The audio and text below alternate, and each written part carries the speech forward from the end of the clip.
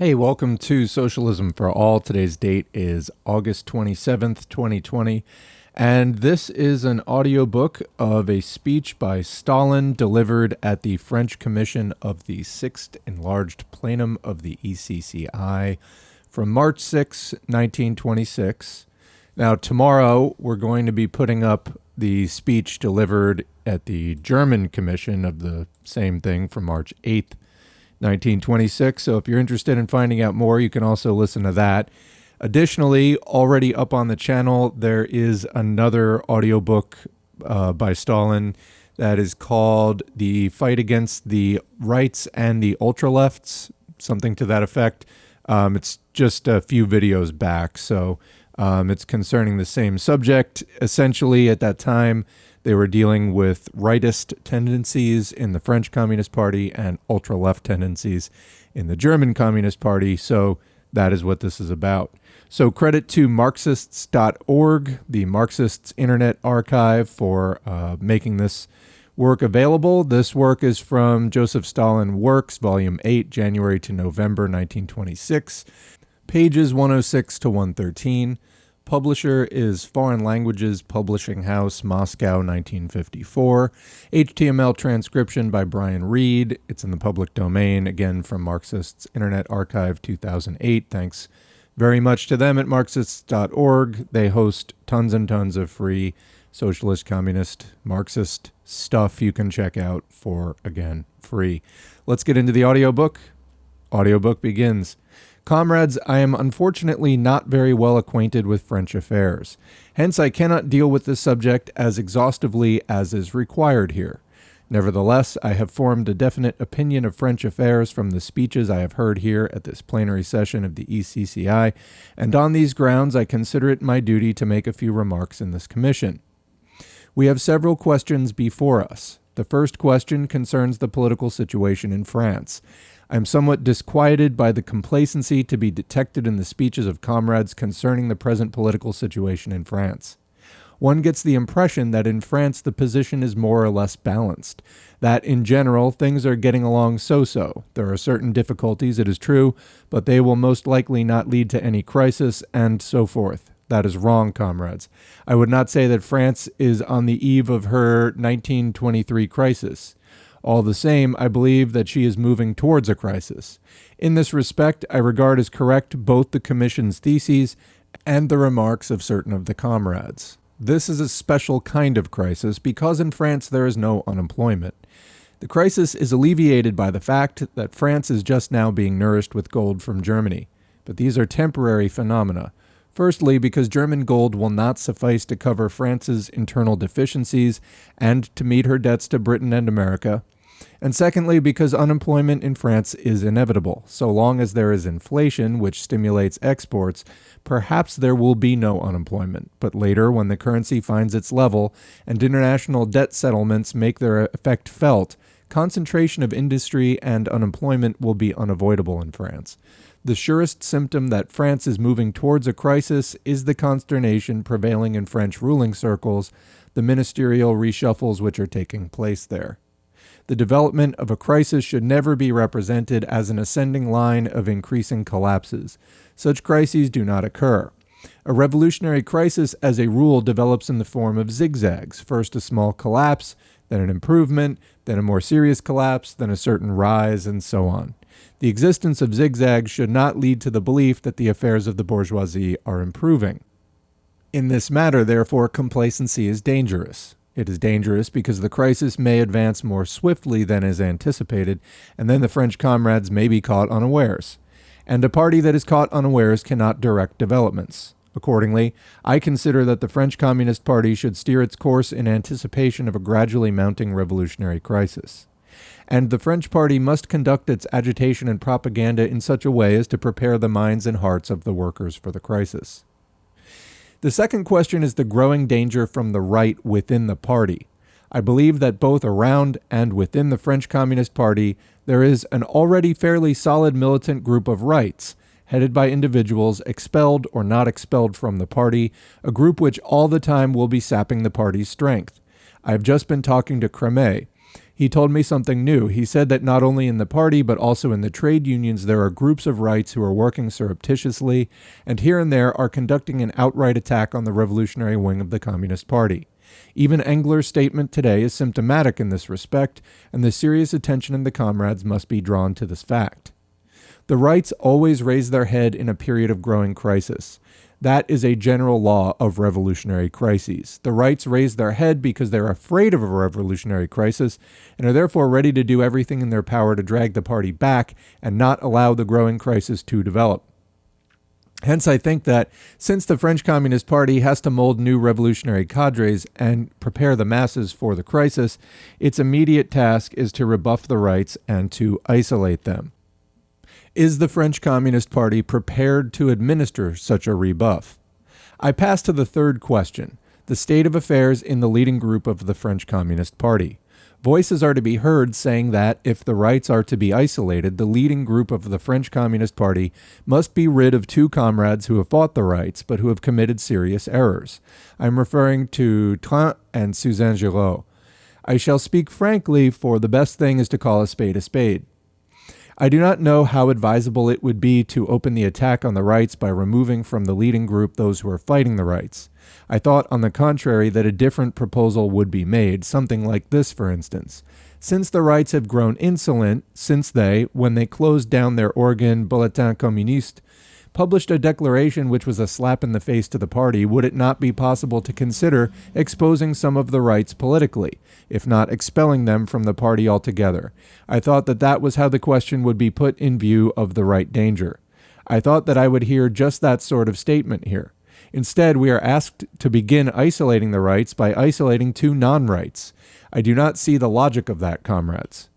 But interwoven with this question of the struggle against the rights is another question, namely the absence of a closely welded majority group in the political bureau of the French Communist Party. It is perfectly true that the party cannot wage a struggle against either the right group or against the ultra-left group unless there is a compact majority in the party's leading group capable of concentrating fire on one point. That is perfectly correct. I consider that such a group is bound to take shape, and I believe that it has already taken shape or will take shape in the near future around such comrades as Seymour, Clément, Thoreau, and Montmoreau. To set up such a group, or to establish teamwork, so to speak, between these comrades in a single leading body, would mean a concentration of forces in the fight against the rights. You cannot fight the rights because the rights are multiplying, and they apparently have certain roots in the French working class. You cannot, I say, defeat the rights unless you unite all the revolutionary communists within the leading group which is prepared to fight the rights to a finish. To start the fight against the rights by dividing your forces is irrational, unwise. If there is no concentration of forces, you may both weaken yourselves and lose the fight against the rights. Of course, it is possible that the French comrades do not consider feasible a concentration of all forces, including in it both Train and Suzanne Giraud. It is possible that they consider this out of the question. In that case, let the French comrades, at a plenum of their Central Committee or at their Congress, make the appropriate changes in the composition of the political bureau. Let them do this themselves without the E.C.C.I. They have the right to do so. Quite recently, at the 14th Congress of the party, we Russian comrades passed a resolution to the effect that the section should be given greater opportunity to govern themselves.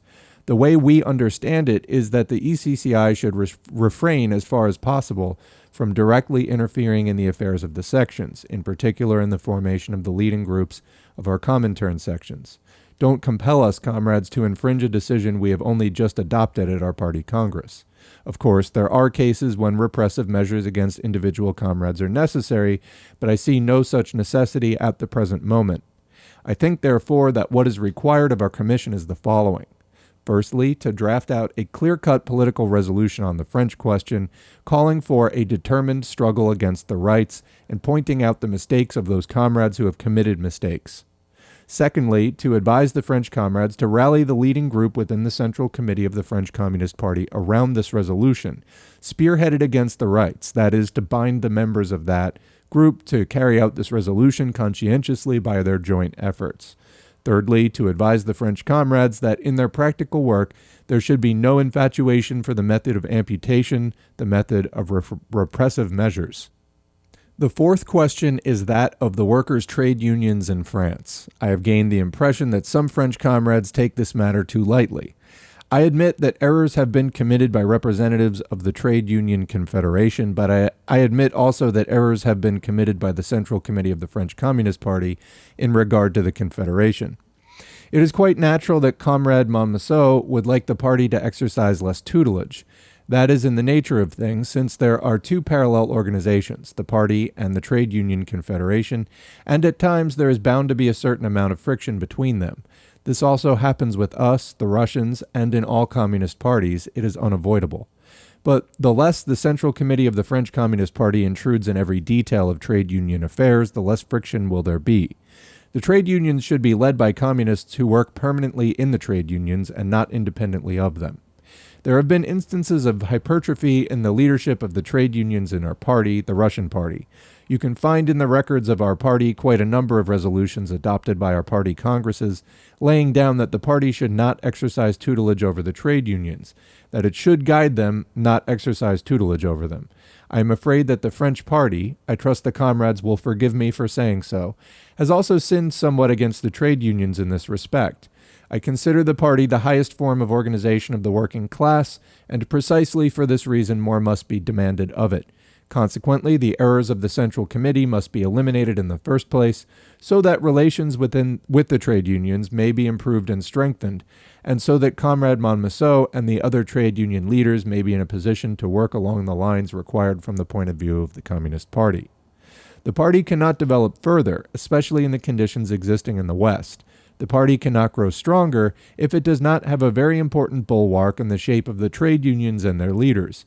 Only a party that knows how to maintain extensive connections with the trade unions and their leaders, and which knows how to establish genuine proletarian contact with them. Only such a party can win over the majority of the working class in the West.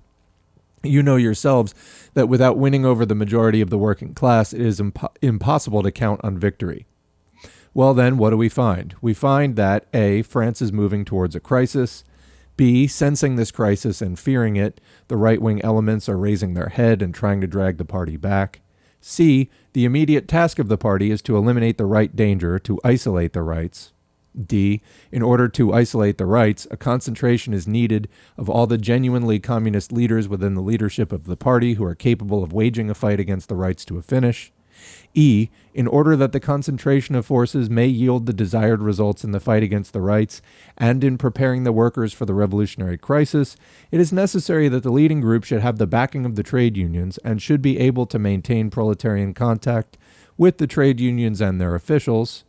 F, there should be no infatuation in practical work for the method of amputation, the method of repressive measures against individual comrades, but that use must be made chiefly of the method of persuasion. And that's the end of the main document. There are two notes. The first note is the Sixth Enlarged Plenum of the Executive Committee of the Comintern was held in Moscow, February 17 to March 15, 1926. It discussed reports on the work of the E.C.C.I. and the Communist Party of Great Britain, reports on the immediate tasks of communists in the trade union movement, and on the results of the Second Organizational Conference, and reports of the 12 commissions which were working at the plenum. The plenum devoted special attention to the tasks of communists in the fight for the revolutionary unity of the international trade union movement on the basis of United Front tactics. J.V. Stalin was elected a member of the Presidium, a member of the political, Eastern, and French commissions of the plenum, and chairman of the German commission. Oh, sorry, 3 notes, not 2. 2, the reference is to the profound revolutionary crisis in Germany in the autumn of 1923. That was, going back up, talking about the 1923 French crisis. So that was there was a profound revolutionary crisis in Germany that year. And then the third note, Bulletin Communiste, a fortnightly newspaper, the organ of the right wing of the French Communist Party, published in Paris. The first issue appeared in October 1925, and the newspaper ceased publication after the 15th issue in January 1926. The last issue carried an anti-party declaration of the right wing of the French Communist Party. Okay, end of audiobook. Comments. So that was a real fight that the rights were putting up against the rest of the French Communist Party. Now, What is this fight? You can hear more about it in the document that I referenced that S4A did a few days ago. Let me get the title for you. It is Stalin, the fight against the right and ultra-left deviations. Or the fight against right and ultra-left deviations. I think you can find it, though, anyway. And he elaborates in that document what is the nature of the rightist danger. Basically, they feared any kind of illegal actions towards revolution. So they wanted to just stick to legal measures and not do anything illegal that might be, possible to exploit fissures in the capitalist power structure and capitalist credibility, et cetera, during the crisis in France. Basically, they were holding the party back from taking, wilder, more revolutionary and possibly illegal measures. It strikes me that there's a tremendous amount of people in the United States, where we're broadcasting from, who are taking a similar approach. There are ultra-lefts for sure, and we're going to, like I said, cover that in tomorrow's Stalin speech at the German Commission of the exact same conference as this one. Anarchists who will get out in the streets, but they won't really build towards anything because they want instant anarchy immediately. And that's just not the nature of how revolutions work, how socialist revolutions work. In contrast to bourgeois revolutions, when the bourgeoisie takes power, when they seize the state against the old feudal monarchical order of feudal nobility, capitalism is already built by that point. When proletarian revolutions occur, socialism is not built yet. So there's a contrast, a sharp contrast. When the bourgeois revolution occurs, capitalism is already built. But when the proletarian revolution occurs, that is the beginning of building socialism. So you get all these ultra-lefts looking at the USSR or China or Vietnam or whatever, North Korea, saying it's not socialist. Yeah, it's not socialist yet, entirely. They're making strides beyond capitalism to approach socialism, to institute elements of socialism. But it takes a long frickin' time to build socialism. It just does. It just does. You go up against global capital, who is trying to turn you back and take over your country at every single step for you to take over, in the case of Russia or Vietnam or China, a very poor, very rural, quasi-feudalist country still that doesn't have lots and lots of industrial development, and to basically bring it through simulated capitalist development just to get to the point of overcoming natural scarcity and having the kind of abundance that's required for socialism. China, if you look at Xi Jinping thought, they are talking about having that basis by 2050. But that's, 100 years after their proletarian revolution. It's not an overnight thing. There are setbacks. Building socialism takes a long time. So the ultra-left complaint is we can't have socialism, anarchy, whatever, classless, moneyless society on day one. Well, that's just not how building socialism works. You have a revolution, you take over power from the bourgeoisie. Your bourgeoisie is probably going to be around for a while. You just have to pen them in and take power away from them as fast as possible. But building socialism, not an overnight thing. But on the other hand, you have, and we have that in the United States. There's plenty of those people. But you also have rightists who understand what socialism is about. In other words, the thing I was just describing. But hey, revolution is scary. And revolution is scary. Caleb Maupin, I have my problems with Caleb Maupin, but made a very good point in one of his videos, which is revolutions are traumatic things for the people who live through them. I mean, really, they're wars, they're violent, they're times of great unrest, unpredictability, chaos. It's disturbing, unsettling, and scarring to live through one of these times of crisis, because it is a crisis. The revolution is necessary so that the proletariat can take over the state and the means of production and other organs of power to put the bourgeoisie into the past, but they're difficult. I mean, no one should enjoy a revolution while recognizing that it's necessary. Otherwise, capitalism is going to destroy the planet and us. That's just what happens. So, socialism or barbarism.